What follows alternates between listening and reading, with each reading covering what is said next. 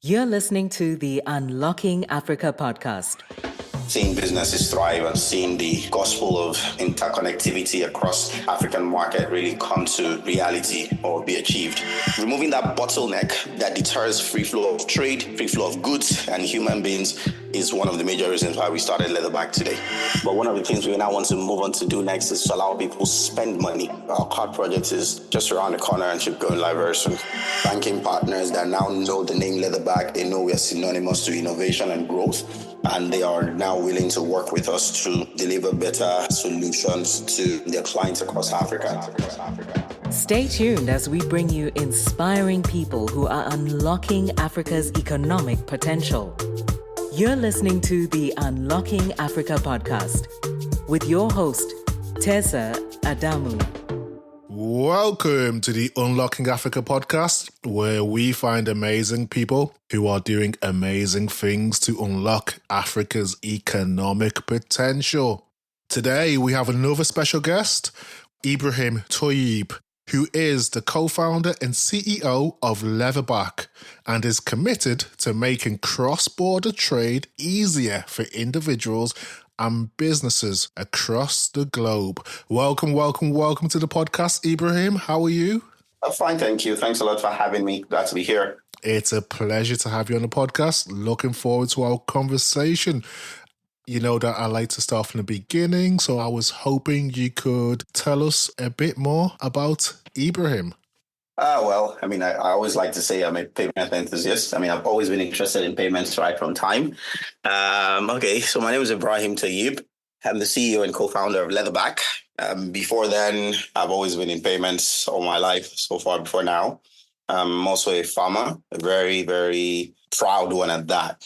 I'm also an investor in a number of businesses to a major interested party in many African businesses. But primarily what drives me and what gives me a lot of juice is seeing businesses thrive and seeing the gospel of interconnectivity across African market really come to reality or be achieved. That's something that I've always been interested in, hence why we also started Leatherback, basically. That's pretty much the long and short of the story. Fantastic. Thank you for that. So as you mentioned, you're a payments enthusiast. You've been in payments for most of your life, also invested, but you're driven by seeing businesses thrive, which has led you to what you're doing now with Leatherback. So give us a bit more information regarding what inspired you specifically to start Leatherback. It's always been there for a very long time. I've always been exposed to the concept of making payments in and out of Africa for a while now.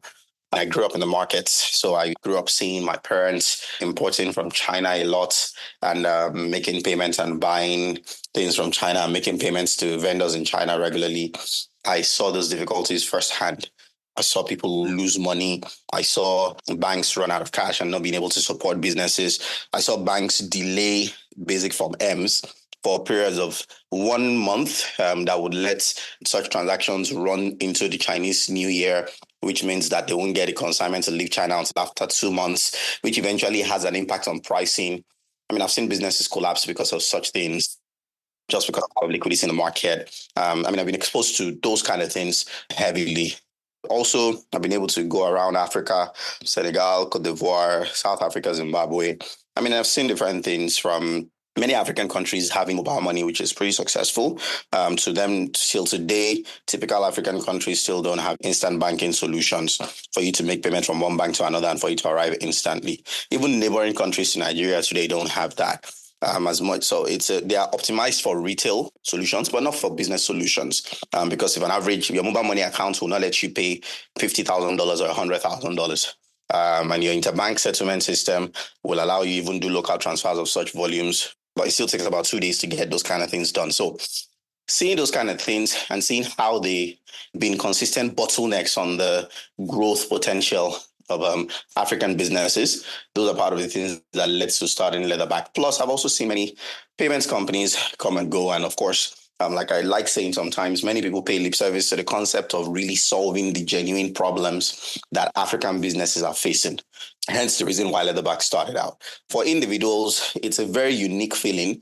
If you live in the UK or in the US, that you know that when you're traveling, coincidentally, I'm about to go on a trip right now just after this podcast, and I don't need to look for Naira to convert to dollars or keep dollars in my account. I have my card with my bank and it works anywhere globally without any stress. I don't even have to be worried about will it work, will it not work. That feeling of knowing you can move as a global citizen everywhere, anywhere is what Leatherback is preaching, and why we set up Leatherback today for individuals to allow free flow of movement so you can have your own, you can bank like a local anywhere you go across multiple countries. So removing that bottleneck that deters free flow of trade, free flow of goods and human beings is one of the major reasons why we started Leatherback today. Thank you for sharing that, Ibrahim. So would you say, in essence, you're trying to democratize banking in Africa for businesses? Well, yeah. I mean, democratize is a way to put it. But while talking about democratization, it's also essential to know that we always rely on the existing local banks to offer our services. So what we've done in essence is the banks I'm a huge proponent of the fact that banks and fintechs have to work together, right? Yes. There's a DNA that banks have that fintechs don't have, and there's a major DNA that fintechs have that the banks can never develop. It's not a bad thing, right? It just means that working together will let both parties enhance each other's capabilities. So for us, we go to different countries, work with the local banks and the local interbank settlement systems to make sure those same services are available quicker, faster, and better for people in multiple countries, including in that country too. So we make it accessible, we make it quicker, and we make it faster, which is what typically banks will not be inclined to do. And for different reasons, largely because there are also massive institutions that have made our priorities. So for us, it's yes, there's a democratization bit, but we also make sure that we rely on banks, rely on compliance, rely on regulation to lead everything we do to enhance and make those solutions easily accessible. Case in point, if you're not in the UK and you're in, say, Senegal or Cote d'Ivoire, Leatherback allows you diaspora banking services where you don't even need to be in the UK to get access to your basic faster payment rails in the UK or to be able to collect payments for goods that you sell in the UK. We give you that access without you needing to come into the UK to have to go through going to a Barclays or a Lloyd's, which will most likely never give you access to such. Not because they don't want to, not because they also don't. They're also not interested in pushing trade, but largely because they themselves are interested. They have these solutions and they're able to enable fintechs to make it work. So we enable those kind of collections and payment solutions for everyone globally without having to go and get those services.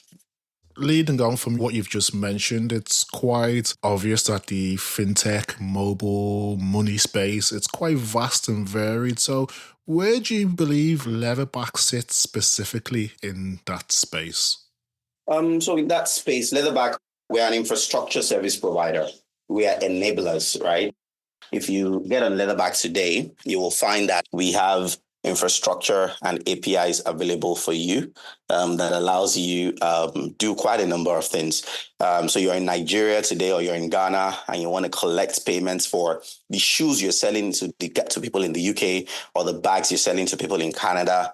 We give you endpoints that allow you integrate to your website and collect those payments seamlessly. We provide payments infrastructure to businesses, to fintechs alike, and also to all necessary interested parties to enhance their business and make their business operate on a global scale while staying local.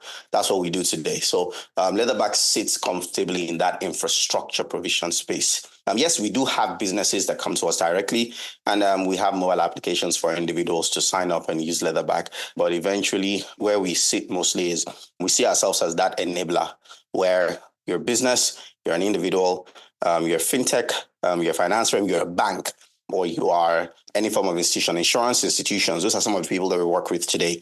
And you are interested in working or taking your services globally. Leatherback is positioned to offer you that service to allow you to do that. We are that infrastructure layer.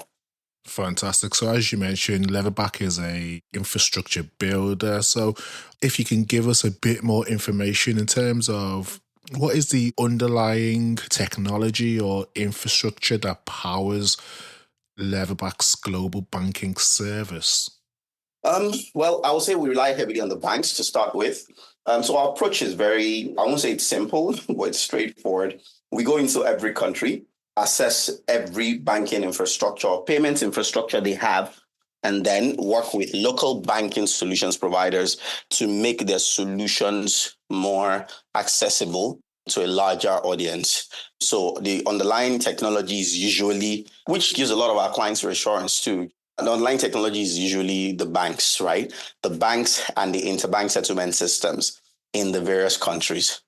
So you can be rest assured that everywhere you go, Leatherback is a bank grade or bank standard, even most times above bank standard security conscious bank, which ensures that your funds are secure. So in the UK, we have something called the safeguarding requirements, where both your technology and your client funds and your client operations must sit and reside with a licensed commercial bank.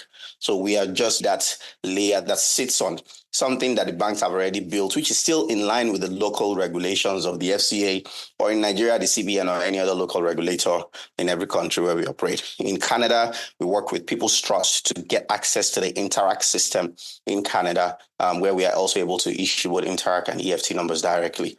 So the technology layer usually sits on the bank first, then we enhance it and make it more accessible to people. In addition to that, we're PCI DSS and ISO certified, which enables us to also offer card services. While we are recently also got appointed as a Visa and MasterCard principal acquiring and issuing member.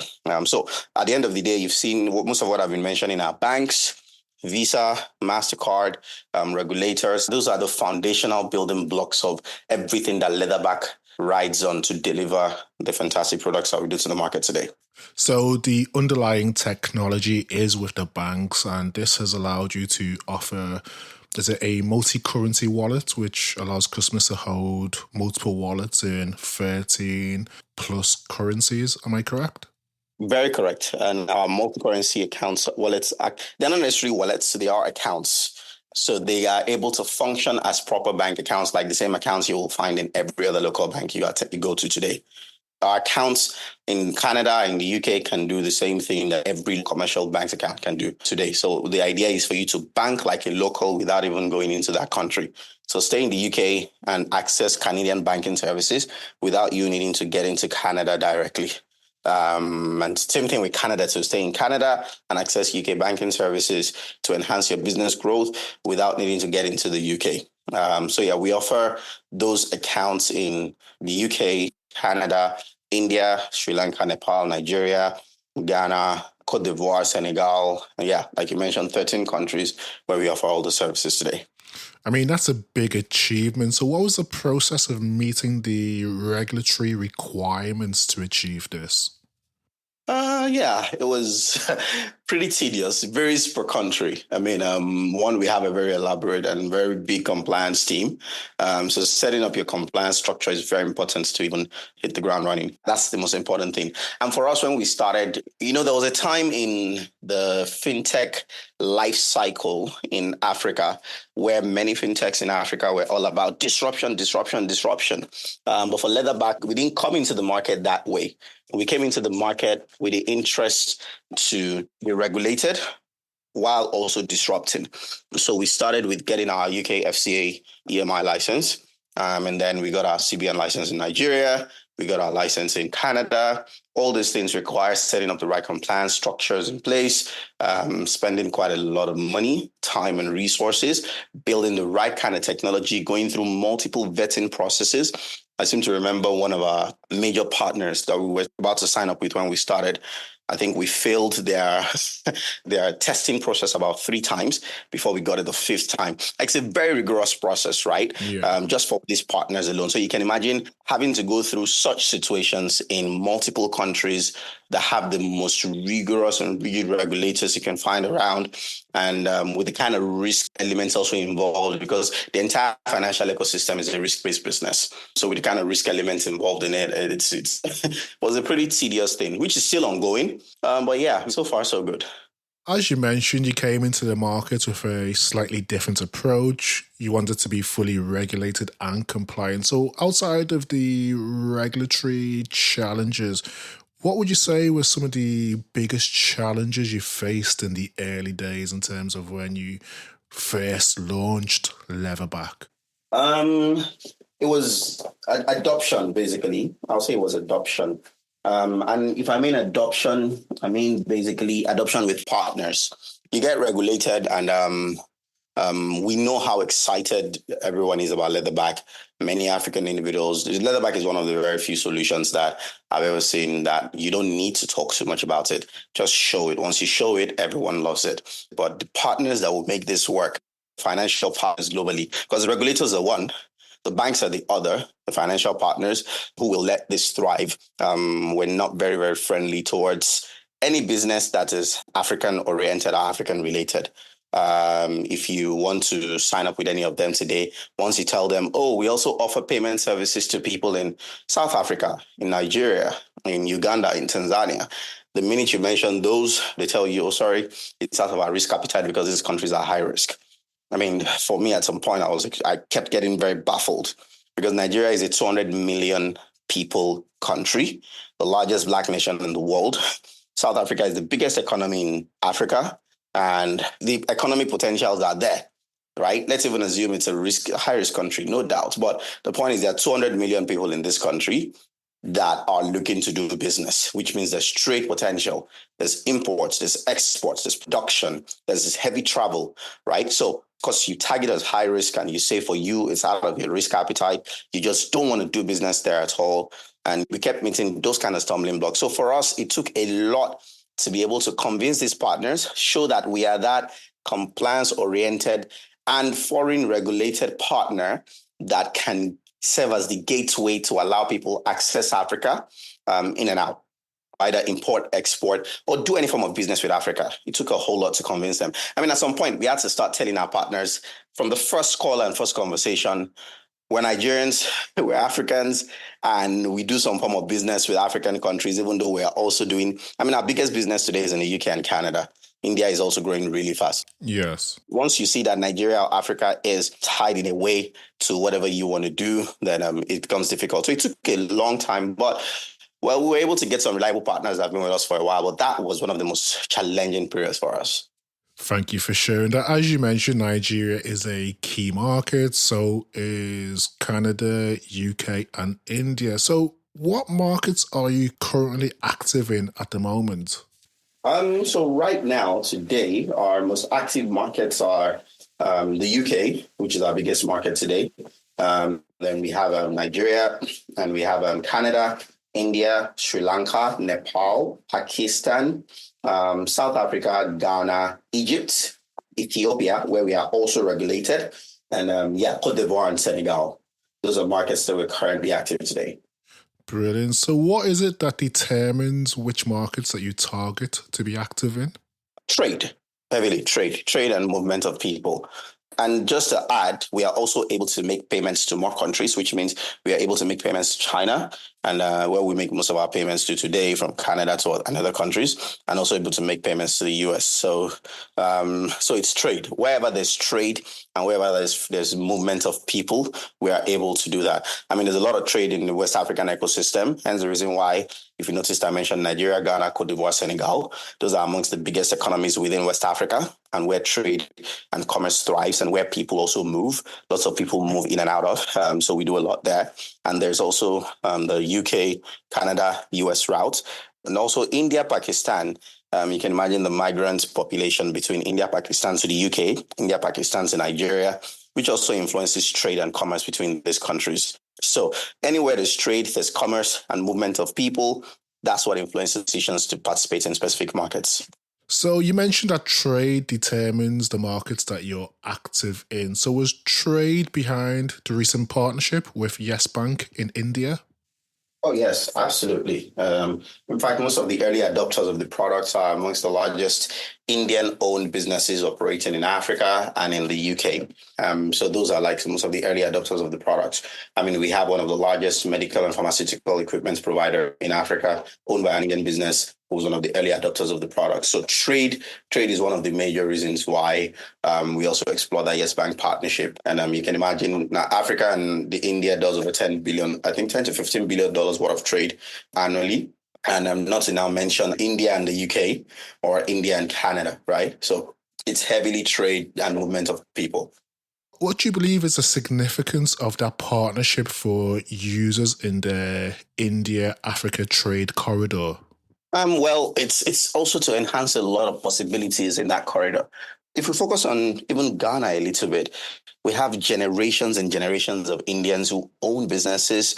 And I mean, 3 generations of Indians. I mean, I personally know one of the largest rubber manufacturing firms in Nigeria, in West Africa, actually, is owned by a family that has established 4 generations of Indians in Nigeria. Nice. So, I mean, you can imagine the impact of the possibilities of what can be done. And before Leatherback, there was no solution at all in Africa where you could say, I want to send money to India direct. And with just 1 or 2 clicks, I will be able to send the funds directly to India. There was nothing like that. So you can imagine what that will do for them and how that can allow more possibilities to be explored. All right. So the potentials are endless. If India, Nigeria was doing 10 billion before now, when payments happens with just a couple of clicks, that can potentially double or quadruple conveniently, because payment headache is one of the things that is no longer in there. Once you take payments away, most times people are able to move freely. Like I used an example, the headache that a Nigerian faces after getting your ticket and visa booked to even figure out what will I spend and how will I spend money in that country. That headache is not to be underestimated. It's a lot. And taking that away takes a lot of pressure off one's shoulders and allows businesses and individuals thrive. So as you mentioned, before Leatherback, there was no solution to allow you to send money directly from Nigeria to India at a click of a button. So is the India-Africa or Asia-Africa corridor an opportunity that is sometimes missed when we discuss financial transactions to and from Africa? Yeah, 100%. Yes, the opportunities that are usually missed there. And you know how opportunities are missed when you see people putting in a lot of effort to get things done themselves. Yes. That's how you know opportunities are missed. If people have to work harder and excessively to just get things done, it's just the same thing with Nigeria too now. I know of many people that want to set up specific types of businesses, but because of liquidity, unavailability of liquidity in those countries, it just stops them from doing so. So which means only the few people that are able to go the extra mile will actually get things done. So yes, there's opportunities being missed, 100%. So how big would you say that opportunity is? Well, it depends. India is also a fast-growing economy right now. I mean, the Prime Minister is doing really, really great stuff. And you have medical tourism, you have proper individual people tourism, you have manufacturing. Many of the banks and financial institutions in Africa rely heavily on technological support from the Indian corridor. We have many support services offering their services, even from the UK, right, offering their massive support services out of India, the India corridor, to availability of quality labor is there. Just recently, the Nigerian government, I think I read an article where there was talk about the Dangote refinery bringing over 3,000 Indians to work for the refinery, because oil and gas professionals work for the refinery, right? 3,000 people being employed.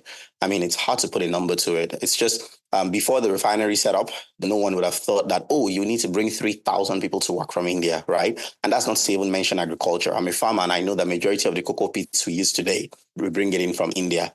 So 10 billion is just paltry in comparison to what really we should be doing along that corridor.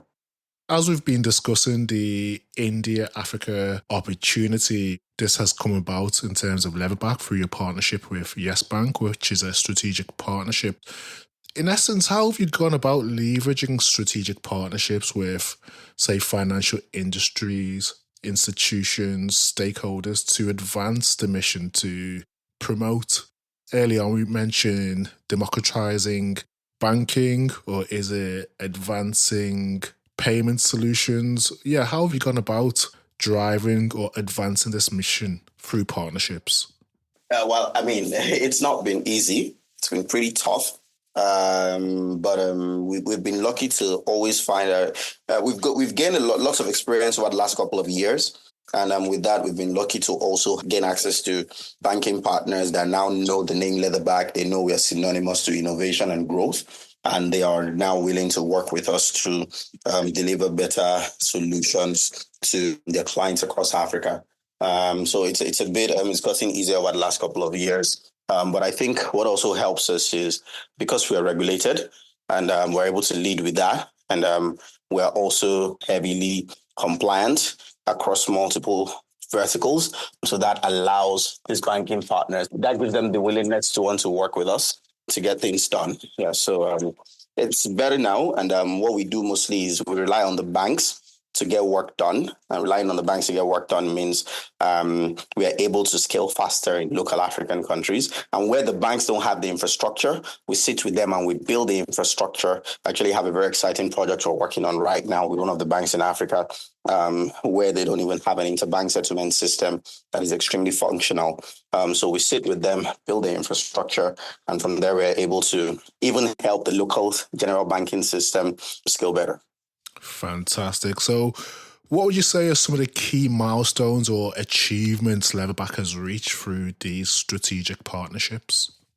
This year, we're conveniently processing over $500 million worth of transactions every month. Wow. Aside that, we service quite a number of businesses, and we work with most of the biggest people in the biggest sectors, aviation, health, and we work with those kind of guys. I'll say our major milestones were getting our EMI license in the UK, getting our MSV license in Canada, and being able to offer Interac and EFT accounts locally in Canada. That was really, really major for us because we really needed to open up that African space. It was really necessary. So getting that partnership was key for us. And we have a couple of additional things in the pipeline that we are hoping to get very soon. And one of them is also getting our card program out there. We've had lots of requests for the card project because it's easy to send and receive money.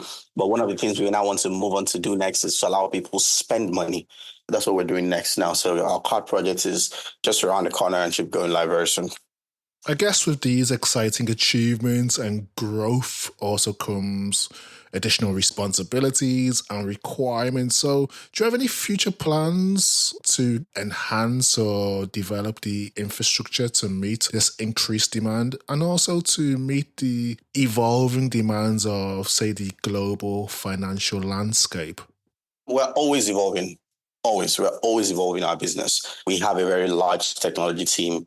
We have an amazing team at Leatherback, a massive number of people, massively talented C-level executive that hardly sleep until they get work done.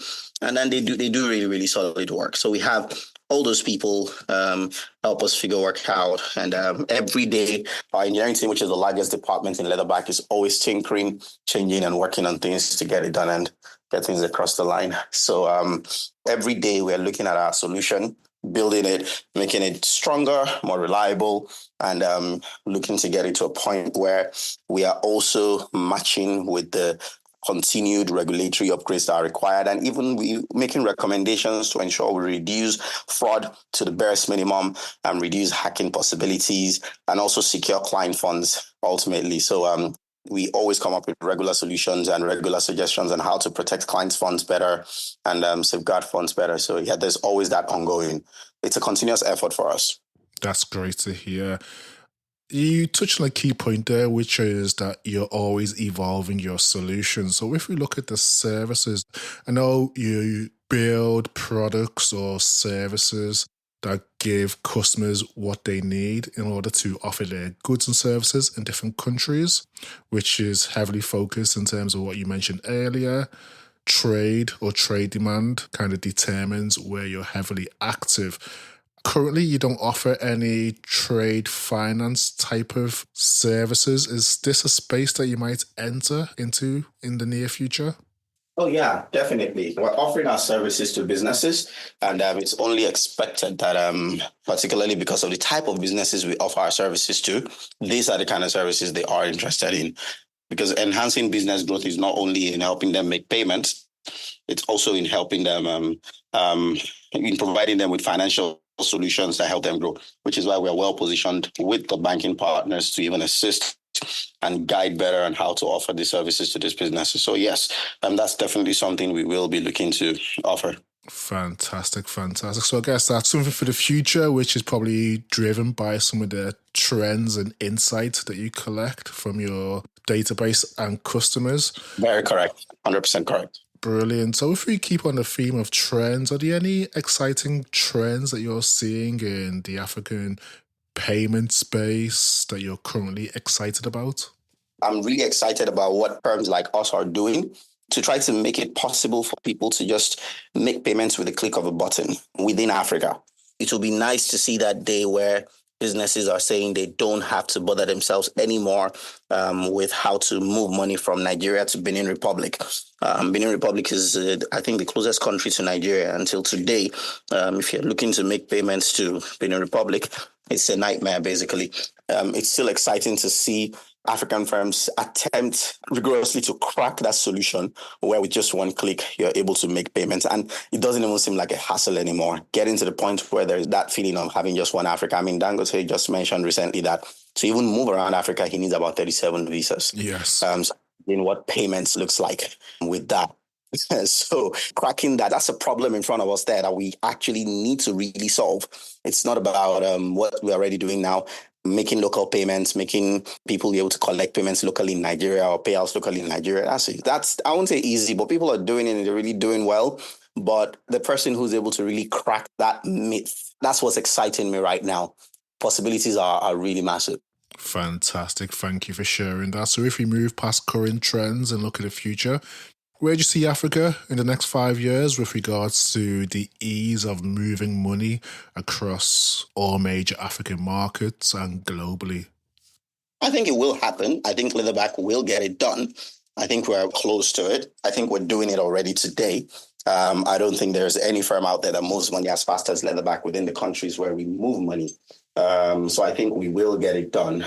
I think in 5 years, quite a number of African businesses will be at that stage where they're doing it and they're able to move money seamlessly. What I know for a fact is there was a time when production and industrial revolution and industrialization was not in China, but right now it's focused on China and India right now. Africa will take over that baton of trade, commerce, payments, revolutionizing payments and moving money up and about. I think Africa will take on that mantle and be the hub of trade and commerce within the next 5 years. And payment has a huge and very key part to play there. I agree. So if we look closer to home, where do you see yourself and Leatherback in 5 years' time? What role specifically will you be playing in shaping the future of financial access and movement of money? Well, to continually just keep providing that infrastructure. That's what we'll be doing, definitely. You'll find us keep providing the required infrastructure to scale. There are many sectors that will thrive when payments works. I'll give an example. There's a very clear reason why the logistics sector is really, really exciting in Africa right now. It's because there are some connecting. The reason why it's not been prevalently successful is because there are connecting factors that will help it thrive, which are not there yet. It's the same way payments too is a major factor that if it's resolved, it can help other sectors thrive. So I'm looking forward to a situation where Leatherback is able to help many sectors thrive. Logistics firms, transport firms. When payments is easy, innovation thrives. Many people are able to come up with solutions. You don't have to bother about how do I get my money. You think beyond borders. There's something fantastic about able to know I can sell my goods on Facebook and Instagram today by advertising that. I don't need to be in UK or Canada. I can just run an ad to people in UK and Canada. You attach payments to that, it makes life very easy. So we will keep being there to offer the payment infrastructure required to enable innovation and growth thrive across multiple sectors and allow those sectors that have not really thrived in Africa grow significantly. Quote of the week. As people, we often have quotes, mantras, African proverbs, or affirmations that keep us going when times are challenging or when times are good. Do you have one that you can share with us today? Interesting. Just keep going. I think that's it for me. Keep going. Keep going. Yeah. I've been asked this many times. It's just keep going. Keep going. Don't stop. Spoken like a true entrepreneur. Yeah. Just keep going. Move forward. No matter what the challenges are, whether it's a good or bad day, it's all about movement and progress. just keep going. Exactly. Fantastic. Thank you for sharing that with us, Ibrahim. So we've come to the close of today's conversation. I was wondering if you had any closing remarks for people who are interested in the work that you're doing in Leatherback, or people who are just interested in the mobile money fintech space in general. For me personally, it's to just encourage more people who are looking to come into the space. The space is not saturated like many people think. We're actually not scratching the surface at all yet. Or maybe we're just scratching the surface. There's a whole lot that we have to do. And we need all the help we can get. And for me, it's also to encourage regulators to not see fintechs as the bad guys here. Working together can only end in a positive outcome. And that's it. It can only end right. So to just encourage more people to come into the space. We are seeing so many people coming into the space now, which is very exciting. And to also say Leatherback is open to collaborations. At any point in time, we want to see sectors thrive and grow. We're open to collaborations. Please feel free to reach out to us. And we're very, very interested in seeing how to help every major, complex or easy sector. What a great way to close today's conversation. It's been a fantastic conversation. Thank you for sharing your journey and your mission to redefining global financial access and trade borders or trade corridors between some countries which I've not really considered in terms of the Africa, India, Nigeria corridor, which is quite interesting and enlightening. So yeah, thank you for sharing that knowledge and insight today. Thank you very much for having me. Really glad to be here. It's been an absolute pleasure, and thank you for your time, Ibrahim. We will speak soon. All right, take care of yourself. Thank you so much. Thank you to everyone who has listened and stayed tuned to the podcast. If you've enjoyed this episode, please subscribe, share, or tell a friend about it. You can also rate, review us in Apple Podcasts or wherever you download your podcast. Thank you, and see you next week for the Unlocking Africa podcast.